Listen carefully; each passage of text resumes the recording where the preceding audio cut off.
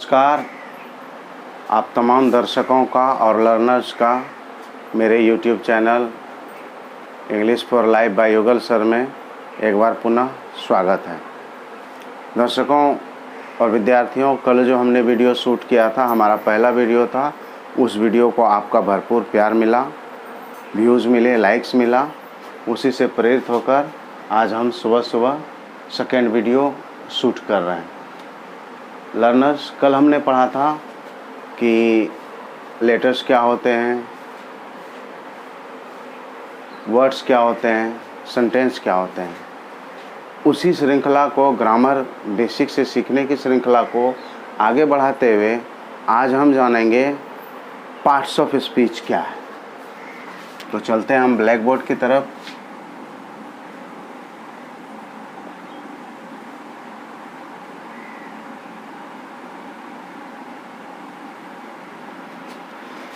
दर्शकों ज़रा ध्यान दें, अंग्रेजी में बहुत सारे शब्द हैं। आप डे टू डे लाइफ की अंग्रेजी से लेकर अखबार, अन्य प्रकार के न्यूज़पेपर्स, कटिंग्स, सभी दुकानों के होर्डिंग्स, बुक्स, डेली यूजेज की चीज़ें, इन सबों में कहीं ना कहीं आप अंग्रेजी शब्द को देखते हैं। अंग्रेजी एक भाषा है, अतः उसमें बहुत सारे शब्द हैं, लेकिन सभी शब्दों को अलग अलग जगह पर अलग अलग वाक्यों में उनके काम के हिसाब से 8 भागों में बांटा गया है। आप पहले इसका डिफिनेशन देखें।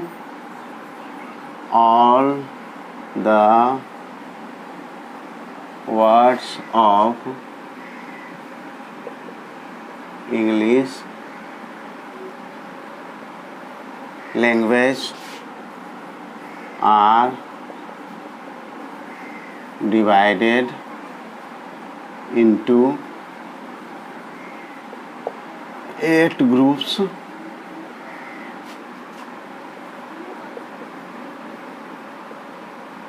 according to the work they do in a sentence. They are called parts of speech. Learners से आग्रह है कि सबसे पहले इस डिफिनेशन को आप लिखें। हम आपको कुछ सेकेंड का समय दे रहे हैं, इस डिफिनेशन को लिखें या स्क्रीनशॉट करके रखें।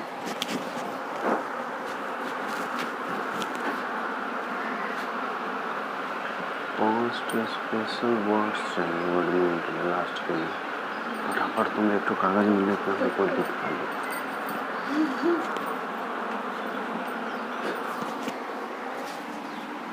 आई होप कि आपने इसका स्क्रीनशॉट ले लिया होगा या आप पेन पेंसिल लेकर बैठे हैं, आप इसे लिख चुके हैं। आप इसको समझिए। ऑल द वर्ड्स, यानी सभी शब्द, ऑफ इंग्लिश लैंग्वेज, अंग्रेजी भाषा के। इस लाइन का अर्थ हुआ अंग्रेजी भाषा के सभी शब्द, जितने भी शब्द हैं अंग्रेजी भाषा में, आर डिवाइडेड इनटू 8 ग्रुप्स, उन्हें 8 भागों में बांटा गया। अकॉर्डिंग के अनुसार, to the work they do in a sentence, एक वाक्य में वे जो कार्य करते हैं उनके कार्यों के अनुसार उन्हें 8 भागों में बांटा गया। मतलब साफ है, अंग्रेजी भाषा में जितने भी शब्द हैं उन्हें वाक्य में उनके कामों के अनुसार 8 भागों में बांटा गया है। They are called parts of speech, उन्हें पार्ट्स ऑफ स्पीच कहते हैं। अब इसी डिफिनेशन को आप हिंदी में नोट करें।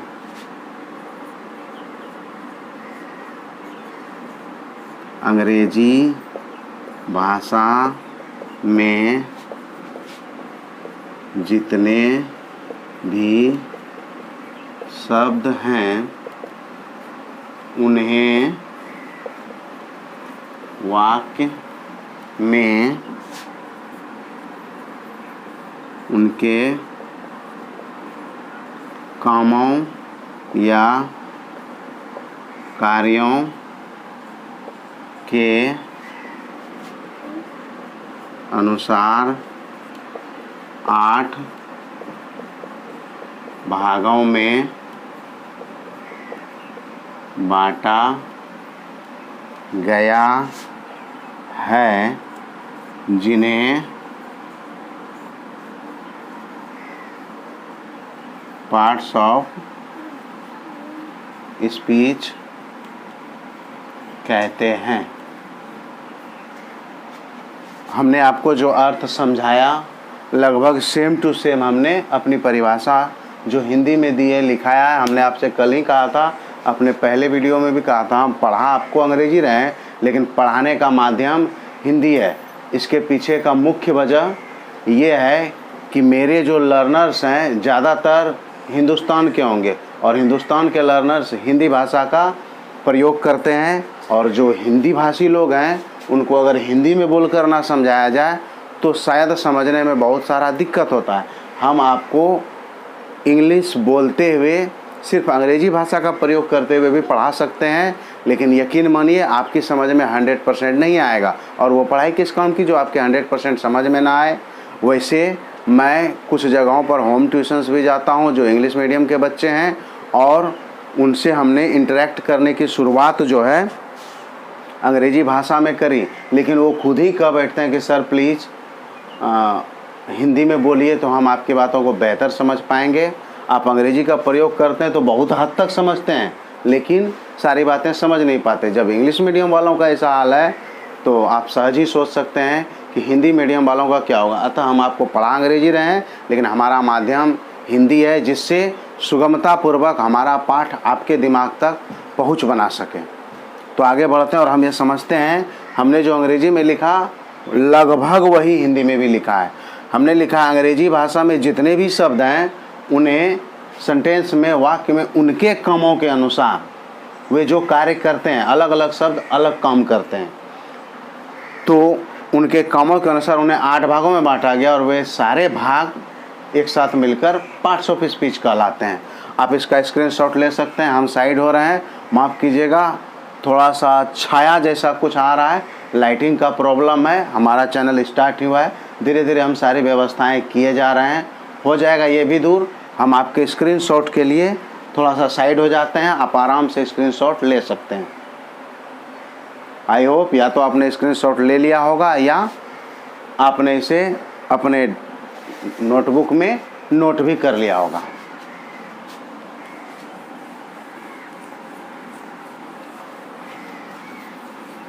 अब हम लोग पढ़ेंगे, हमने अभी जो आपको बताया कि अंग्रेजी भाषा के सभी शब्दों को काम के अनुसार 8 भागों में बांटा गया, तो अभी हम लोग उन 8 भागों की चर्चा करेंगे और हम जानेंगे वो 8 भाग क्या है।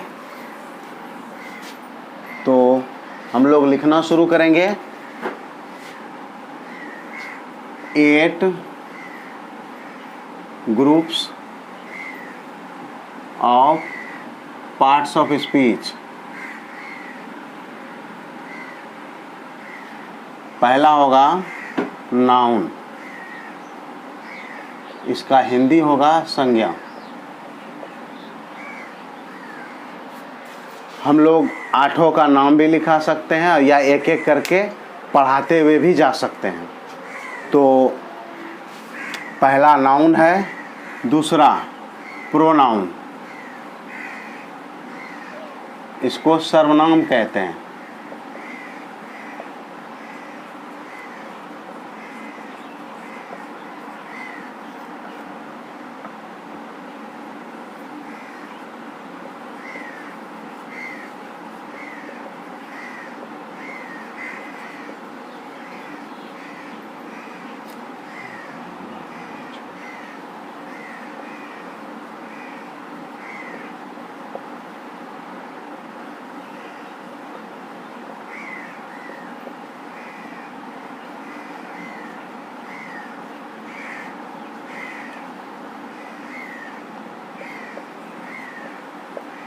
क्रिया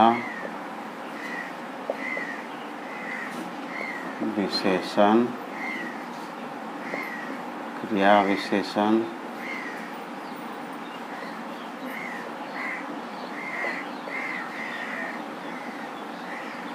संबंध बोधक,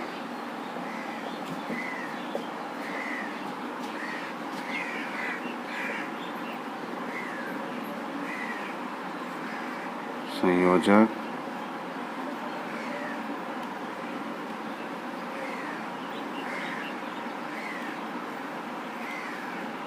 इसमें अधिक हो गया। आप इन नामों को नोट कर लें, बेहतर होगा।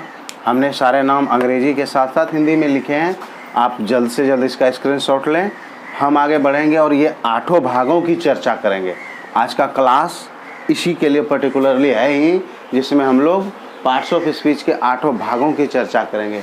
8 groups of parts of speech का मतलब हुआ पार्ट्स ऑफ स्पीच के 8 भाग। उन 8 भागों में पहला noun, pronoun, verb, adverb, adjective, adverb, preposition, conjunction और इंटरजेक्शन, एक एक करके हम सब के बारे में पढ़ेंगे। आपने नोट कर लिया होगा। हम बोर्ड को साफ कर रहे हैं। अब हम लोग अभी नाउन के बारे में पहले पढ़ेंगे।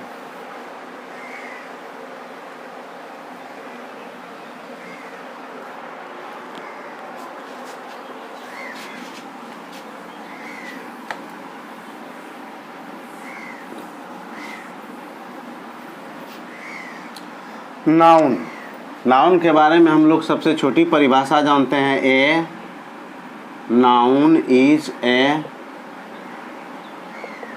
Naming word. आप ऐसे भी परिभाषा दे सकते हैं, किसी भी व्यक्ति, वस्तु, स्थान या जानवर के नाम को संज्ञा कहते हैं। आप इसे और छोटा कर सकते हैं और ये कह सकते हैं किसी भी चीज़ के नाम को संज्ञा कहते हैं। चाहे वो कोई भी वस्तु हो, उसका एक नाम होगा, उसे हम किसी न किसी नाम से जानते होंगे। किसी भी चीज़ के नाम को नाउन कह सकते हैं। तो हम लोग आगे बढ़ते हैं। Noun is a naming word. वैसे नाउन की बहुत सारी परिभाषा दी जाती है।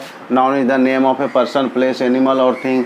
लेकिन आप शॉर्ट में ये परिभाषा भी दे दें तो पूरी तरह से सही है। किसी भी चीज़ के नाम को संज्ञा कहते हैं। आप इसका हिंदी में परिभाषा दे सकते हैं, किसी व्यक्ति, वस्तु,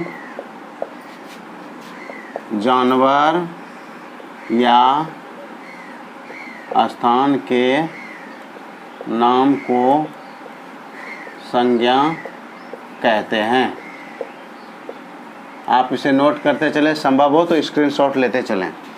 किसी व्यक्ति, वस्तु, जानवर या स्थान के नाम को संज्ञा कहते हैं।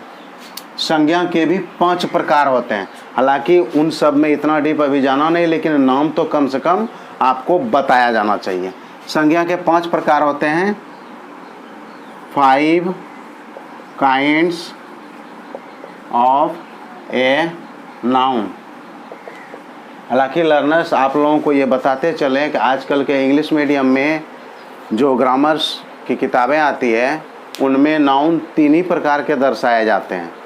लेकिन आज भी 5 नाउन का अस्तित्व है। इसमें से 5 में से 2 को ख़त्म कर दिया गया और ख़त्म करके उसी 3 में से किसी में डाल दिया गया है। हम लोग यहाँ 5 को अलग अलग ही पढ़ेंगे। आप लिखें, प्रॉपर नाउन, व्यक्तिवाचक संज्ञा,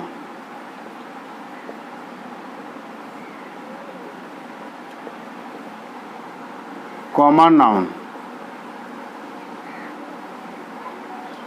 कलेक्टिव नाउन, मटेरियल, एब्स्ट्रैक्ट,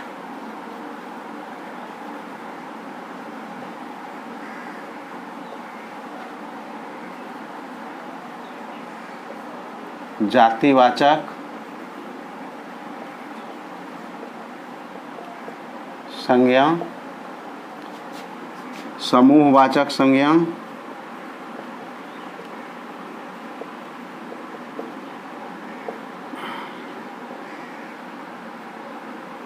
द्रव्यवाचक संज्ञा,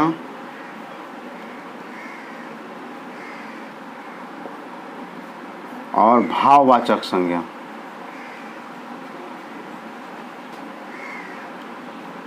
आप इसे नोट करें।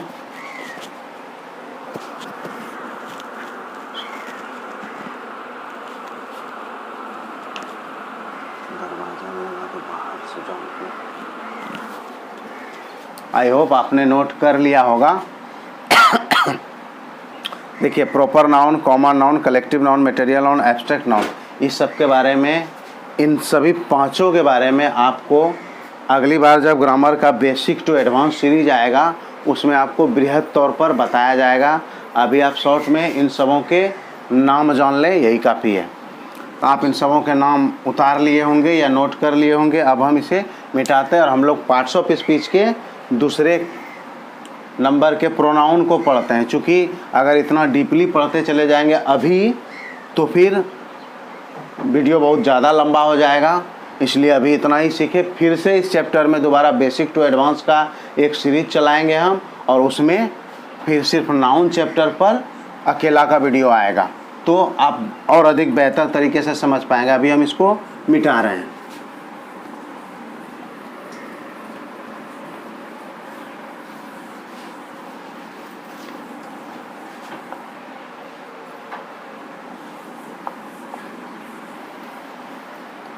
नाउन के बाद बारी आती है प्रोनाउन की,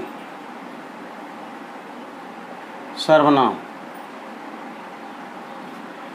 इसका डेफिनेशन आप लिखिए, a pronoun is a word comes for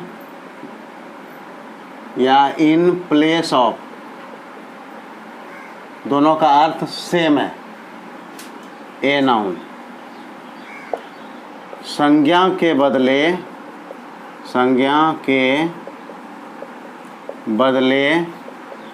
आने वाले शब्द को सर्वनाम कहते हैं।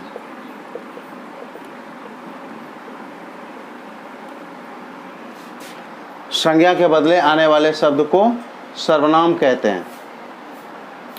इसे अच्छी तरह से उदाहरण के द्वारा समझें। राम मेरा भाई है, वह बहुत लंबा है। आप इन उदाहरणों को अच्छी तरह समझें। राम मेरा भाई है, वह बहुत लंबा है। आप देखिए, राम मेरा भाई है, राम क्या है? राम नाउन है। राम क्या है? नाउन है। अभी अभी हमने बताया था नाउन की परिभाषा में किसी व्यक्ति, वस्तु या स्थान के नाम को संज्ञा कहते हैं। राम किसी व्यक्ति का नाम है, किसी आदमी का नाम है, अतः राम क्या है? नाउन है। अब इस बात को भूल जाए, अब पढ़िए इसको। राम मेरा भाई है, वह बहुत लंबा है। यहाँ वह कौन है और लंबा कौन है?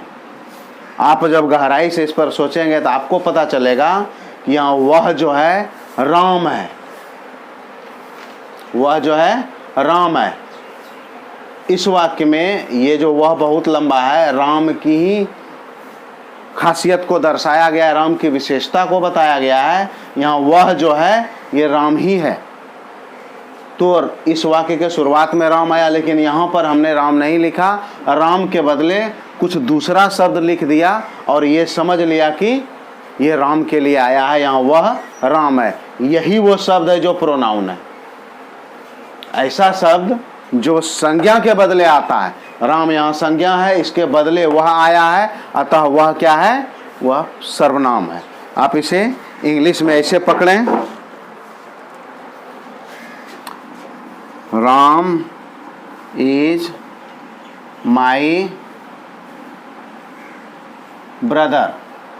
ब्रदर को हम ब्रो लिख रहे हैं क्योंकि आज के ज़माने में तो ब्रदर शब्द को ब्रो ही कहा जाता है। ज़्यादातर सोशल मीडियाज के ज़माने में तो इंग्लिश अब छोटी होती जा रही है, सिस्टर को सिस समथिंग। तो आप इसे समझ लें, Ram is my brother, he is very tall. Ram is my brother और ही इज वेरी टॉल। यहाँ जो ही शब्द है ये राम के लिए आया है, जबकि राम एक नाउन है, लेकिन ही क्या हो गया? प्रोनाउन। तो ऐसा शब्द जो किसी संज्ञा के बदले या संज्ञा के स्थान पर आता हो। यहाँ राम लंबा है, राम नहीं लिख के ही लिखा गया, अतः यह शब्द प्रोनाउन है, सर्वनाम कहेंगे इसको। हम समझते हैं कि आप इसे अच्छी तरह समझ चुके होंगे।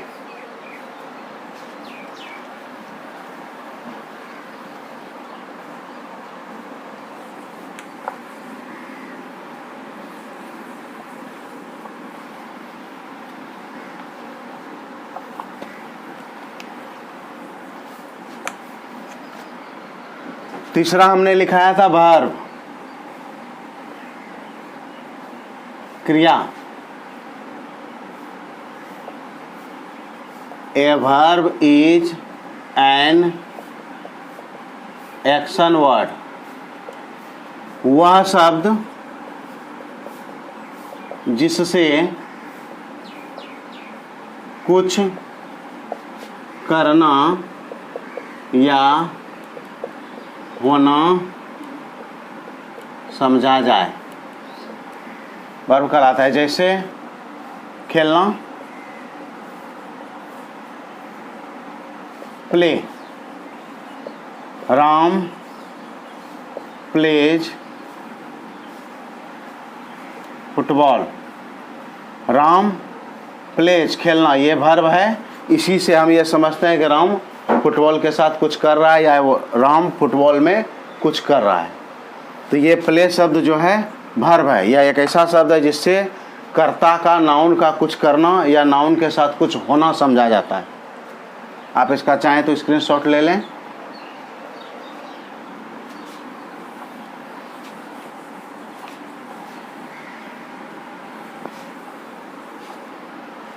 अगला आएगा हमारा एडजेक्टिव,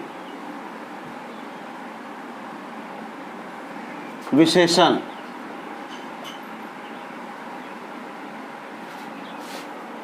एन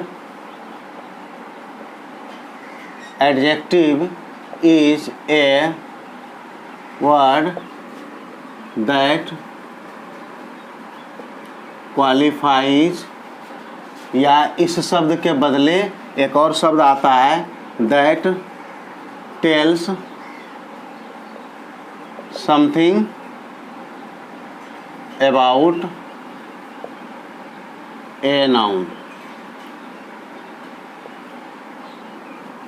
नाउन और प्रोनाउन।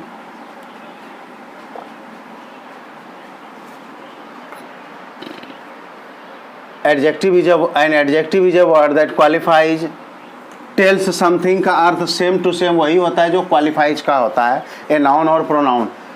विशेषण एक ऐसा शब्द है जो किसी संज्ञा या सर्वनाम की विशेषता बताता है। संज्ञा या सर्वनाम की विशेषता बताने वाले शब्द को विशेषण कहते हैं।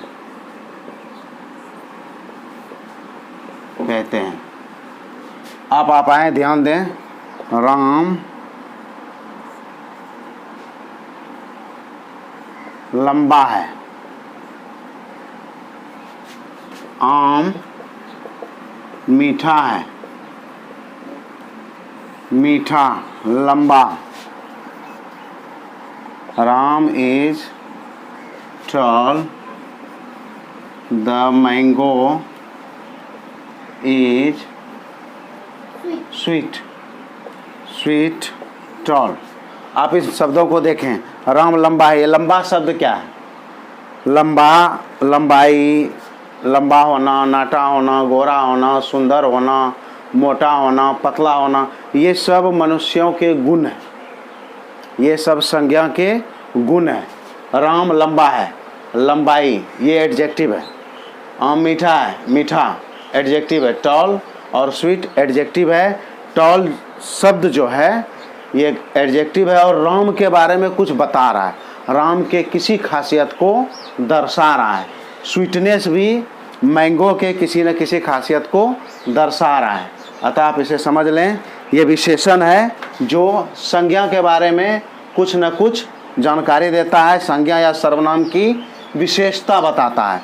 यहाँ पर लंबाई राम की विशेषता बता रहा है, स्वीटनेस मैंगो की विशेषता बता रहा है। और अधिक उदाहरण ले सकते हैं कि सीता बहुत कुरूप है, यहाँ कुरूप सीता की विशेषता बता रहा है। गीता बहुत सुंदर है, तो ब्यूटी, ब्यूटीफुल, ये ब्यूटी शब्द, ब्यूटीफुल शब्द ये सीता की या गीता की विशेषता बता रहा है।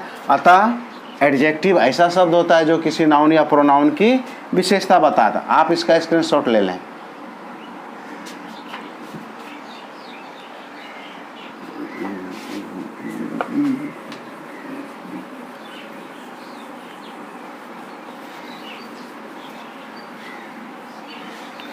चौथे नंबर पे हमने लिखा था एडवर्ब, क्रिया विशेषण।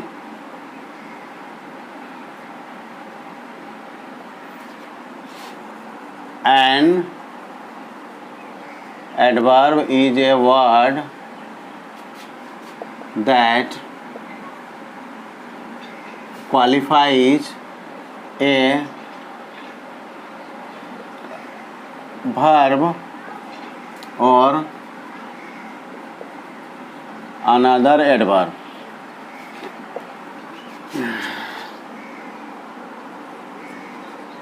क्रिया की विशेषता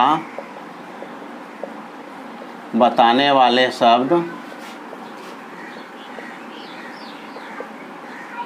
क्रिया विशेषण कहलाते हैं।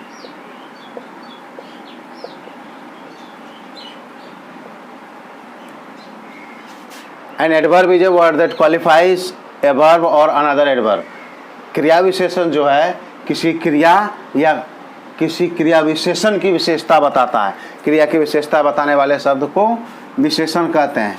जैसे राम बहुत तेज दौड़ता है, आप इस बहुत को हटा लें। राम तेज दौड़ता है, ये तेज शब्द किसको दर्शाता है? ये तेज शब्द दौड़ने की क्रिया में स्पेसिफिकेशन को दिखा रहा है, दौड़ने की क्रिया के एक गुण को दर्शा रहा है कि दौड़ने में तेजी है। तो ये हो गया एडवर्ब। लेकिन अगर इसी वाक्य में बहुत लगा दें तो ये बहुत जो है इसकी विशेषता बताने लगता है, जबकि तेज जो है दौड़ने की विशेषता बता रहा था, बहुत जो है तेजी की विशेषता बता रहा है। ये भी एडवर्ब है। ये एडवर्ब इस वर्ब की विशेषता बता रहा है और ये एडवर्ब इस एडवर्ब की विशेषता बता रहा है। अतः एडवर्ब वह शब्द है जो किसी वर्ब या एडवर्ब की विशेषता बताए। आप इसे नोट करें या इसका स्क्रीनशॉट रख लें।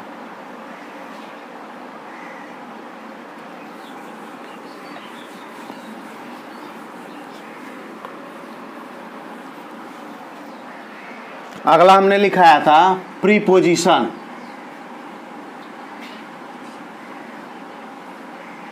संबंध बोधक।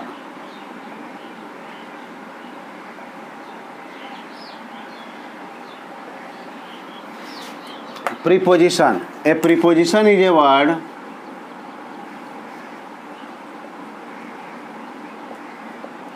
A word comes before a noun or pronoun to show its relation with other words in a sentence। जब प्रीपोजिशन का नाम हमने संबंध बोधक बताया तो वहीं से आप समझ लिए होंगे कि संबंध जैसा कुछ है।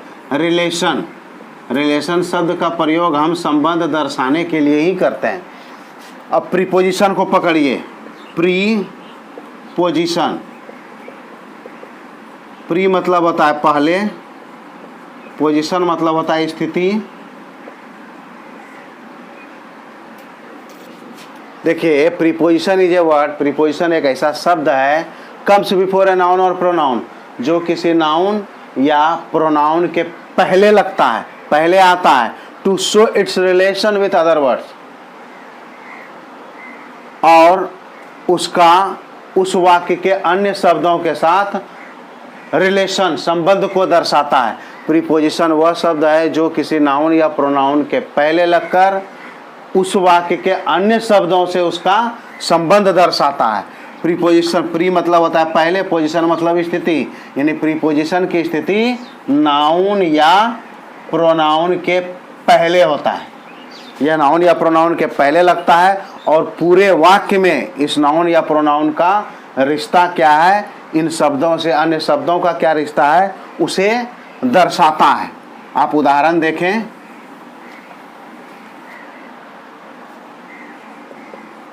राम कुर्सी, राम टेबल पर बैठा है।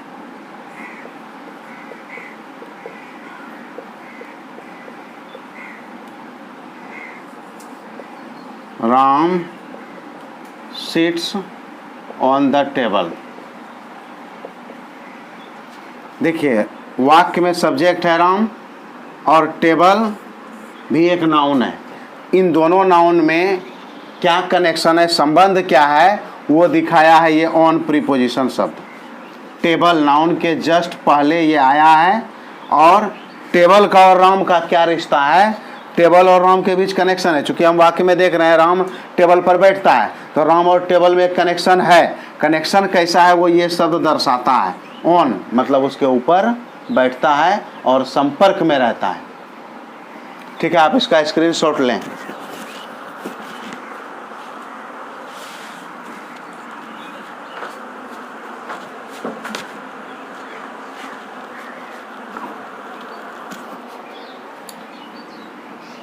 अब हम इसे साफ करते हैं।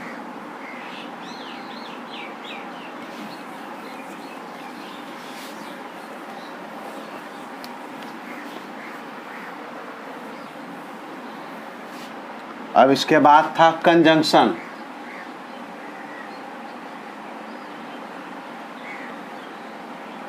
संयोजक। ए conjunction is a word used to join two words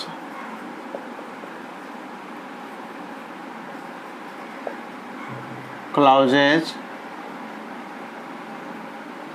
and sentence। Conjunction जो है इसका काम ज्वाइंट करना होता है। आपने फेविक्विक या ऐसे बहुत सारी चीज़ों का नाम सुना होगा, उसका काम दो चीज़ों को जोड़ना होता है। सेम टू सेम कंजंक्शन वही करता है। A conjunction is a word used to join two words clauses and sentence. दो शब्द या दो वाक्य के टुकड़े या दो वाक्यों को जोड़ने का जो काम करे वह कंजंक्शन कहलाता है। संयोजक यानी आप हिंदी में इसका अगर डेफिनेशन जानना चाहते हैं तो ऐसे जाने, संयोजक वह वाक्यों को जोड़ने का कार्य करता है। आप एक उदाहरण लें, हिंदी में लें, राम लंबा है। एक और वाक्य लें, श्याम लंबा है।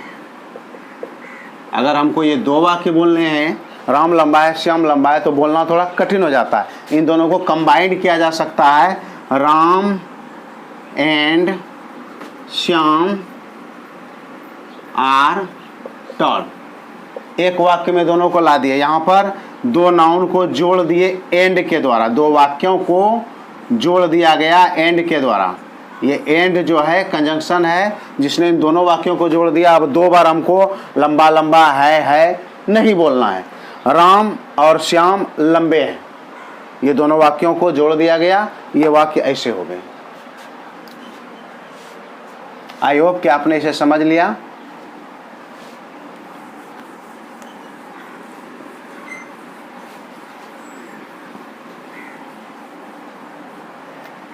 अब पार्ट्स ऑफ स्पीच के अंतिम और 8वें भाग के बारे में जानेंगे हम, इंटरजेक्शन। विस्मयादि बोधक।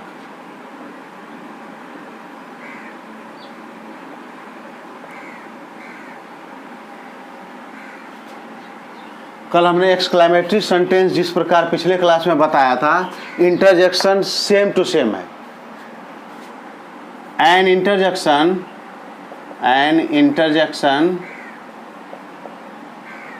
is a word that expresses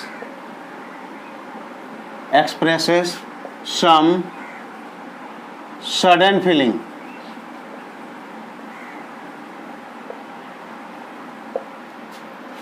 An interjection is a word that expresses some sudden feeling. कुछ अचानक आए हुए उद्वेग को, कुछ अचानक आए हुए बहुत प्रकार की बातें हो सकती है। हम रास्ते में चल रहे हैं, चोट लग गया, इसे भी कह सकते हैं आप, जैसे ओह वह गुजर गया, ये दुख वाला है, इंटरजेक्शन ही है लेकिन ये सौरव फील करा रहा है। एलाज ही पास्ट अवे, या इस जगह डाइड भी लिख सकते हैं आप। ओह वह गुजर गया, ये सडन फीलिंग्स है। वाह वो तो फर्स्ट आ गया, ये भी सडन फीलिंग है। इस प्रकार के सडन फीलिंग्स को दर्शाने के लिए इंटरजेक्शन का प्रयोग किया जाता है। अब आप अच्छी तरह समझें, हमने आज आपको पार्ट्स ऑफ स्पीच के बारे में पूरी जानकारी दी। पार्ट्स ऑफ स्पीच कहते किसे हैं, पार्ट्स ऑफ स्पीच की परिभाषा क्या है, उसके कितने भाग हैं, उसके सभी भागों के नाम क्या हैं, उसके सभी भागों को कैसे समझा जाए, हमने सभी भागों को अच्छी तरह से समझा दिया। आई होप कि आपने समझ लिया। अब आज की कक्षा सिर्फ पार्ट्स ऑफ स्पीच के लिए थी जो समाप्त होती है।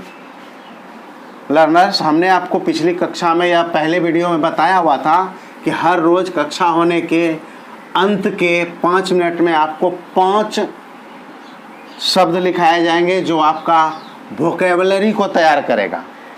वोकैब जिसका तैयार हो, वोकैबुलरी जिसका तैयार है उसके लिए आसान हो जाता है अंग्रेजी पर पकड़ बनाना। इसलिए आप लोगों से विनती है कि कम से कम 5 शब्द हर रोज़ तैयार करें। आपको इसका बहुत बड़ा लाभ देखने को मिलेगा आगे चलकर। तो हम लोग आज के 5 शब्द लिखेंगे।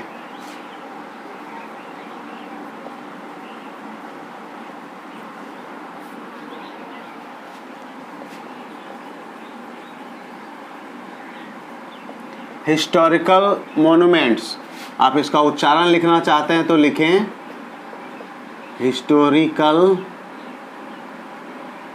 लेकिन विद्यार्थियों हम ये बता दें, हम जो उच्चारण लिखते हैं ये 100% सही है, इस बात की गारंटी नहीं है, क्योंकि अंग्रेजी के उच्चारण में बहुत सारे शब्दों का आधा अधूरा भी प्रयोग होता है। लेकिन आपको पढ़ने में सुविधा हो, आप पढ़ना सीख जाएं, इसके लिए हम ऐसा लिखते हैं। ये 100% सही नहीं होता।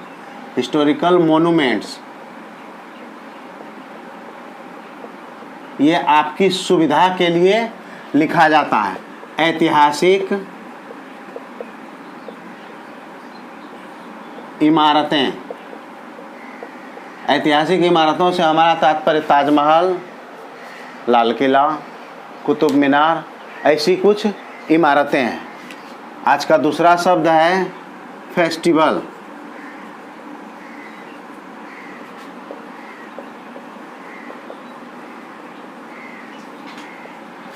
पर्व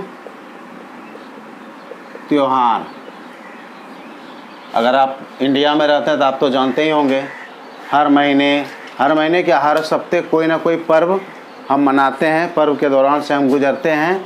उन्हीं पर्व त्योहारों को अंग्रेजी में फेस्टिवल कहा जाता है। बहुत सारे पर्व त्योहार हैं, दुर्गा पूजा, ईद, दीपावली, होली, बहुत सारे अच्छे पर्व भी हैं, तो उनका अंग्रेजी फेस्टिवल होता है। ठीक है, आगे हम लोग तीसरा शब्द लिखते हैं गुड मैनर्स।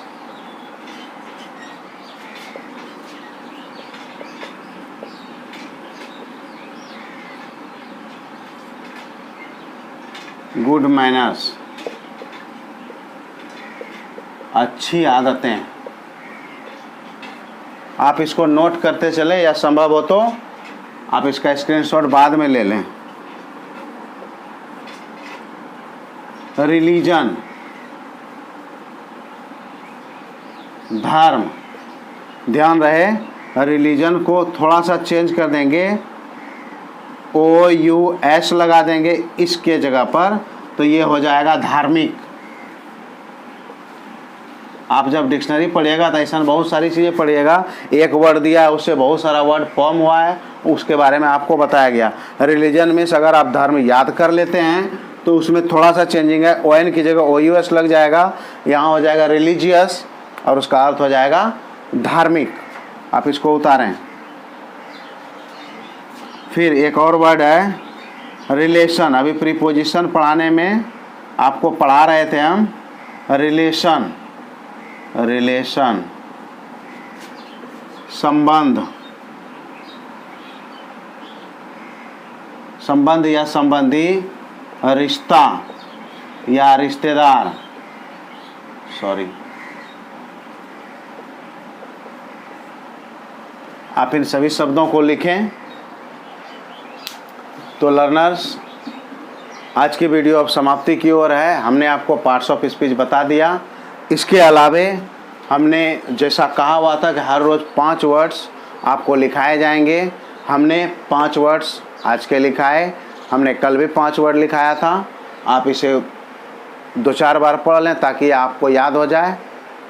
हमारा वीडियो यहीं तक था।